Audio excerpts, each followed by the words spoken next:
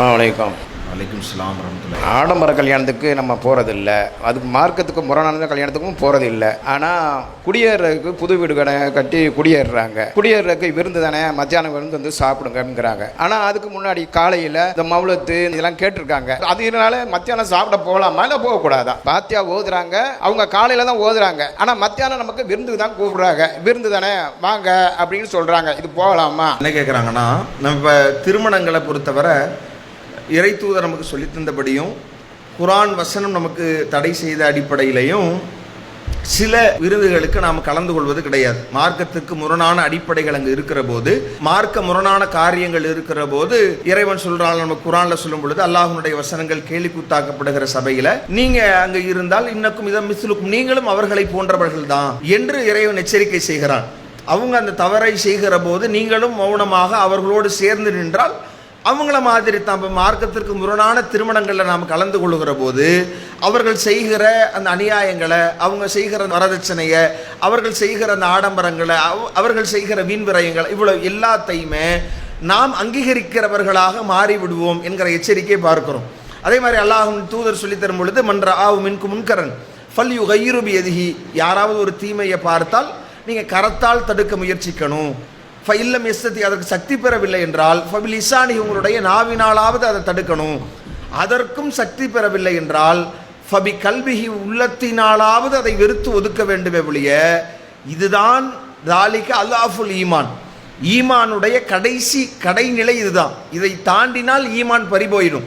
ஒரு தப்பை பார்க்கிறோம்னா நம்ம அக்செப்ட் பண்ணிட்டு அந்த இடத்துல உட்கார்ந்து இருக்க, அந்த தவறு நாளளவில் நமக்கே பழக்கமாகிரும். நம்முடைய ஈமானை இழப்பதற்கான சூழலை உருவாக்கிவிடும். அப்போ அந்த தவறான சபைகளில் கலந்து கொள்ளக்கூடாது என்கிற அடிப்படையை மார்க்கம் மிக தெளிவாக சொல்லியிருக்கு.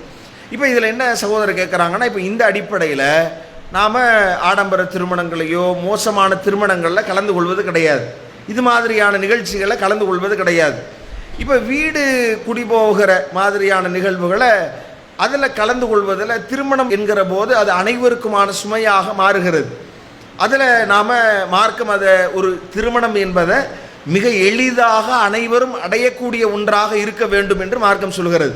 இப்போ அதில் ஏற்படுத்தப்படுகிற சிரமம் என்பது மற்றவர்களுக்கும் அதே மாதிரியான எண்ணத்தை ஏற்படுத்தி மற்றவர்கள் மீதும் திணிக்கக்கூடிய ஒன்றாக மாறிவிடுகிறது. இப்போ அதனால் அதில் இஸ்லாமிய மார்க்கம், ஏன்னா வீடு கட்டுறது அப்படி கிடையாது. வீடு கட்டுவதை பொறுத்தவரை யாராவது ஒருத்தர் கட்ட போகிறார், பணம் இருக்கக்கூடியவர் கட்ட போகிறார். இப்போ அதில் அவர் விரும்பி வைக்கிற விருந்தை பொறுத்தவரை மார்க்கம் அதில் அந்த விருந்தில் கலந்து கொள்வதோ மார்க்கம் தடைன்னு நமக்கு சொல்லலை. அதில் விருந்து வைப்பதோ அதில் போய் கலந்து கொள்வதோ பிரச்சனை இல்லை. ஆனால் அதிலேயும் சில மார்க்கத்திற்கு புறம்பான விஷயங்கள் நடக்குதுன்னு வைங்க. அதில் உட்கார்ந்து மௌலூத் ஓதுறாங்க, அதில் ஃபாத்திஹா என்கிற பேரில் மார்க்கத்திற்கு முரணாக ஓதுகிறார்கள், அந்த சபையில் இடம்பெறுகிறது என்றால் அந்த இடம்பெறுகிற அந்த சபைக்கு நம்ம செல்லக்கூடாது தான். அந்த கொஞ்ச நேரத்துக்கு முன்னாடி நடந்துச்சு, நான் சாப்பிட மட்டும் போயிட்டு வந்துட்டேன் என்கிற அடிப்படைகள் கிடையாது. எதுவுமே அப்படித்தானே நடைபெறுகிற அந்த நிகழ்வுகள், அங்கு மார்க்கத்திற்கு முரணாக அந்த நிகழ்ச்சிகள் நடைபெறுகிறது ஒரு இடத்துல அப்படின்னா அதை ஒட்டி நடக்கக்கூடிய நிகழ்வுகளும் அதை சார்ந்ததாகத்தான் இருக்குது. அதற்குத்தானே ஒரே நிகழ்வுல தானே ஒவ்வொரு அங்கமாக அடுத்தடுத்த நிகழ்ச்சி நிரல்களாக அது நடக்குது. அப்ப நாம் ஒட்டுமொத்தமாக அதை புறக்கணிக்கிற போது தான் நாம அந்த விஷயத்தை புறக்கணித்ததாக ஆகும். நீங்க யோசிச்சு பாருங்க, இன்னைக்கு இந்த புறக்கணிப்பினால தான் இந்த வரதட்சணை திருமணங்களை நாம் ஒழித்து கட்ட முடிந்திருக்கிறது. நாம் அந்த திருமணத்தில் பங்கு பெற முடியல, கூடாது என்று தடை போட்டு இன்னைக்கு கலந்து கொள்ள மாட்டோம் என்கிற காரணத்தினாலேயே அந்த வரதட்சணையை நேரடியாக வாங்கக்கூடியவங்க இன்னைக்கு வெட்கப்பட்டு இருந்து பெரும்பாலும் திருந்தி வந்துட்டாங்க. நம்முடைய சமுதாயத்தை பெரிய அளவிற்கு ஒரு மாற்றத்திற்கு கொண்டு வர முடிந்திருக்கிறது. அப்போ இந்த புறக்கணிப்பு என்பது பேராயுதம். நீங்கள் அல்லாஹ்வுடைய தூதரிடத்தினுடைய அவங்களிடத்தில் இருந்த நடைமுறையை பாருங்க.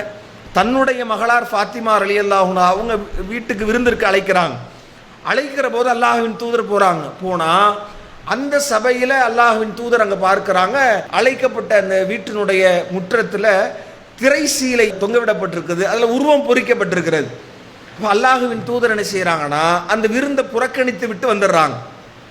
அது அல்லாஹ்வின் தூதர் அதற்கு பிறகு அதை கிழித்து அப்புறப்படுத்திய பிறகுத்தான் நபிகள் நாயகம் ஸல்லல்லாஹு அலைஹி வஸல்லம் அவங்க அங்கு கலந்து கொள்கிறார்களே ஒழிய, அல்லாஹ்வின் தூதருடைய அழகிய நடைமுறையாக எதை பார்க்கிறோம்னா இந்த புறக்கணிப்பு தான்.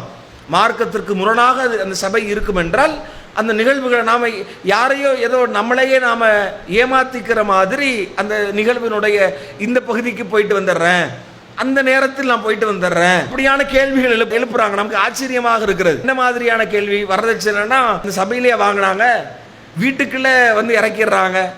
பணம் வாங்குற நேரத்தில் நான் அந்த மேடையில் இருக்க மாட்டேன், காசை கைமாறின பிறகு நான் போய் அங்கே போய் தலையை காட்டிட்டு வருவேன். இப்படியெல்லாம் வாதங்கள் செய்வதை பார்க்கிறோம். அப்போ அந்த ஒட்டுமொத்த ஒரு சபை பால்படுத்தப்படுகிறது, இறை வசனம் மீறப்படுகிறது என்கிற போது நாம் அந்த ஒட்டுமொத்த சபையை புறக்கணிக்கிற போது தான் சமுதாயம் அதை திருத்தி கொண்டு நாளைக்கு மாற்றிக்கொள்வார்கள். இன்றைக்கு பாருங்கள், இவ்வளவு மக்கள் வந்து நாம் இதை புறக்கணிக்கிறோம் என்று தெரிந்து நாங்கள் அதெல்லாம் செய்கிறதில்லை வாங்கன்னு அழைக்கிறாங்க.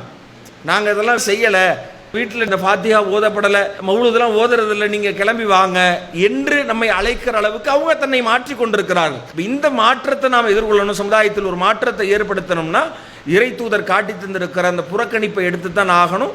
அப்போ இதில் நாம் இந்த அளவுகோலை வைத்து நாம் இந்த நிகழ்வுகளில் கலந்து கொள்வதா இல்லையா என்று முடிவெடுப்பது தான் மார்க்கத்தினுடைய அடிப்படை என்பதை நாம் இதற்குரிய பதிலாக சொல்லிக் கொள்கிறோம். அல்லாஹு அக்பர், அல்லாஹ்